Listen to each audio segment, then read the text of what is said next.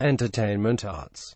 Her plan, she's been told, sounds impossible. But we must, she insists persuasively enough to convince a team of internationally renowned artists and architects to join her.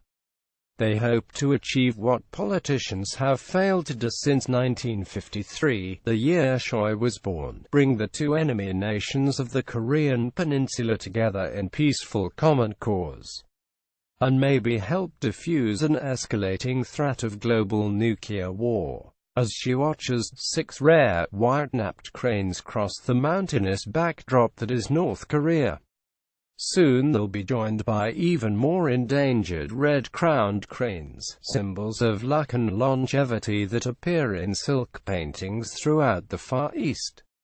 Choi's site, in the heart of the Korean demilitarized zone, is where more than half of the world's remaining red-crowned cranes winter. Over 6 decades, this 160-mile-long, 2.5-mile-wide no-man's land separating two of the world's most hostile armies has reverted to nature. Ironically, it is now one of Asia's most important wildlife sanctuaries, an accidental refuge to scores of imperiled plants and animals, including orchids, leopard cats, Eurasian otters and the imaugural, a nearly vanished antelope goat, from the blood of many young soldiers who sacrificed their lives. A garden blossomed, Choi says. Wildflowers grow on the barbed wire on the southern edge of the demilitarized zone. South Korean artist Jae-yoon Choi believes the rich ecosystem of the DMZ can be a starting point for reconciliation. DMZ Ecology Research Institute red-crowned cranes fly over the proposed site for "Dreaming of Earth" in the demilitarized zone, as seen from Cheowan, South Korea. Jongwoo Park. Previous efforts to declare the DMZ an international peace park or a UNESCO World Heritage Site have failed to interest North Korea. But this time, she and her collaborators believe may be different. Jae-yoon Choi has always pushed the edge of what's possible. Spurning a career in fashion design after college, she left Korea to study flower arranging in Japan with Ikebana master and Oscar-nominated film director Hiroshi Teshigahara, Woman in the Dunes, 1965. But instead of cutting flowers, she found that she wanted to root them. With the blessing of sculptor Izumu Noguchi, who designed Tokyo's indoor Sogetsu Plaza, she filled it with 13 tons of soil covered with grass seed, which sprouted during her exhibition into an undulating green carpet. Freed from Ikebana's intimate scale, she began turning entire buildings into vases, a tree bursting from a corroding steel tower to symbolize the end of Korea's military dictatorship, a church crowned with a bamboo forest. From 40,000 bottles she recycled herself from bars and restaurants, she built a 90-foot-high art expo pavilion. For the Venice Biennale in 1995, she constructed Japan's pavilion from hundreds of stacked slabs of recycled plastic. Outside UNESCO's Paris headquarters, she lighted a tea ceremony installation with a giant orange moon. South Korean artist Jae-yoon Choi proposed building an elevated pedestrian bridge with towers for viewing the wildlife of the DMZ. Taradong Kim. For 3 decades, she's buried sheets of her handmade bark paper on 4 continents, exhuming them to exhibit years later, transformed by soil, minerals, microbes and time. Her new project may require similar patience. In 1989, she'd wept at Brandenburg Gate as the Berlin Wall fell, wondering if it could ever happen in her own land. After participating in a 2014 group show about the DMZ, she called a friend in Tokyo with an idea. The friend was Shigeru Ban, winner of that year's Pritzker Prize, Architecture's Nobel, for building refugee and disaster relief camps from inexpensive, sustainable materials such as cardboard tubing and bamboo. At the 2016 Venice Architectural Biennale, Ban and Choi presented a scale model of a 13-kilometer, about 8-mile, garden-lined bamboo walkway meandering between North and South Korea, elevated to protect visitors from ubiquitous DMZ landmines. Along its length would be towers for viewing nature and, every kilometer, open-air, Yongya meditation pavilions designed by different architects and artists, including several reserved for North Koreans. It would lead to a seed bank for preserving indigenous DMZ plants, and a knowledge bank library of DMZ ecology. Because actually building it anytime soon seemed unlikely, they titled it Dreaming of Earth. Nevertheless, recently at the Seoul Museum of History, Choi's team formally proposed to do just that. An early rendering of Jae-yoon Choi and Shigeru Ban's 2016 Venice Architectural Biennale proposal. In the designs they presented included Choi's own tower, an airy bamboo urn with an internal winding staircase. Icelandic-Danish artist Olafur Eliasson, who dragged icebergs to the Paris Climate Summit and famously built a waterfall on the Brooklyn Bridge, collaborated with German architect Sebastian Baymann on a pavilion consisting of tall, overlapping bamboo circles webbed with shimmering, condensation-trapping mesh, which, to an approaching viewer's perspective, symbolically appear to unite. Japanese artist Tadashi Kawamata, who lately adorned several Paris buildings with oversized wooden swallows' nests, proposed to hang one from a DMZ cliff. Korean minimalist Lee Yu-fan, whose works are in New York's Guggenheim, London's Tate and Street, Petersburg's Hermitage, devised a split arch where North and South Koreans will hover in facing tea rooms.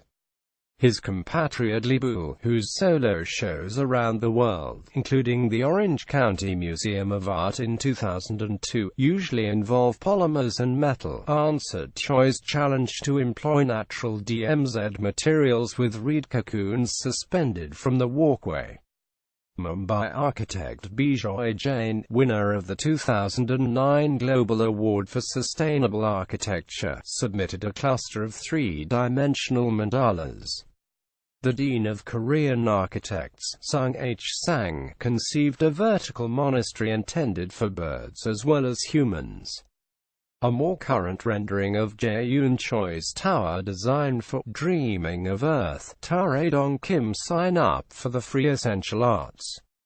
Architect In Min Suk-cho, 2014 winner of the Venice Biennale's Golden Lion for Best Pavilion, is an adjacent invasion tunnel dug by North Korea, discovered in 1975 when South Korean soldiers noticed smoke rising from the ground.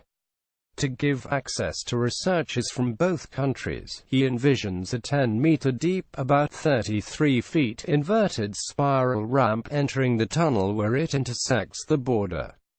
Like a reversed Tower of Babel, a hot spring that surfaces near that spot is one reason why so many rare birds spend winter in the DMZ. But the first assignment for physicist Jae-sung Jeng, who's overseeing the seed and knowledge banks for the DMZ's estimated 2,700 species, will be landmine removal. The plastic M14 landmine used in the DMZ.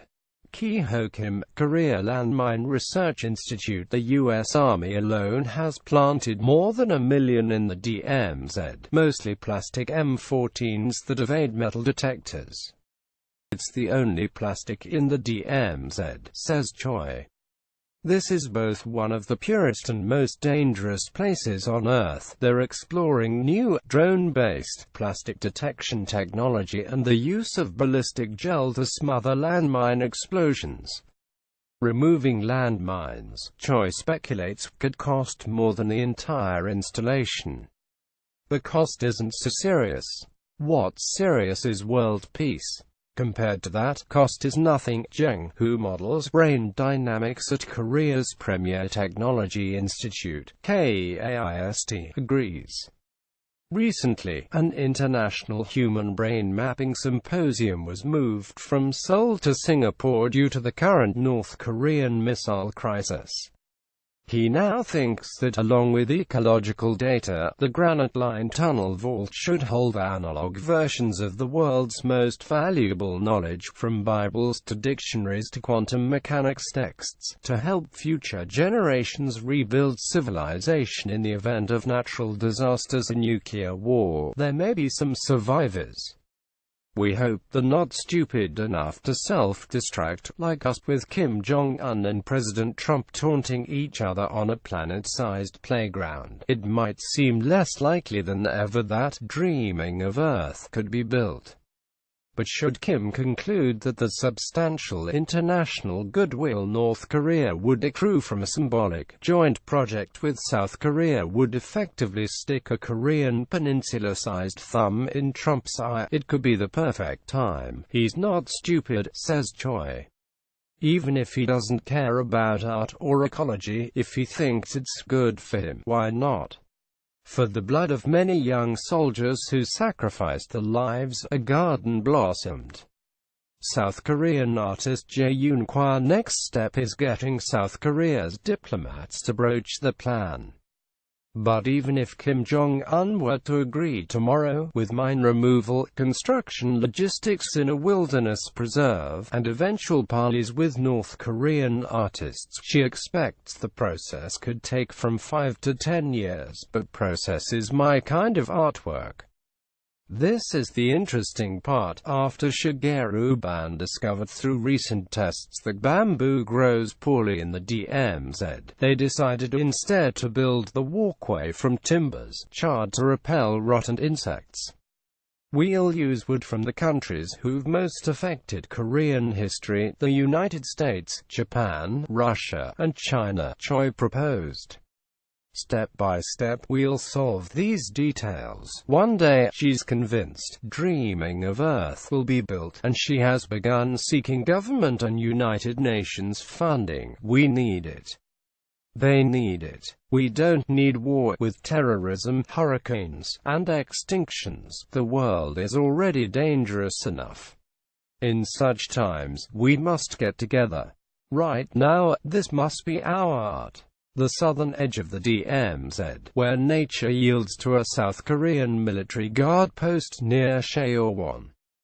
DMZ Ecology Research Institute. See all of our latest arts news and reviews at latimes.com/arts. The best of 2017, Architecture Herzog. Votasit, Martin Ramirez, Radical Women, and Bellini Theatre, Midler, Metcalf and, yes, Springsteen Classical, the LA Phil, the LA Phil, the LA Phil. Copyright 2017, Los Angeles Times.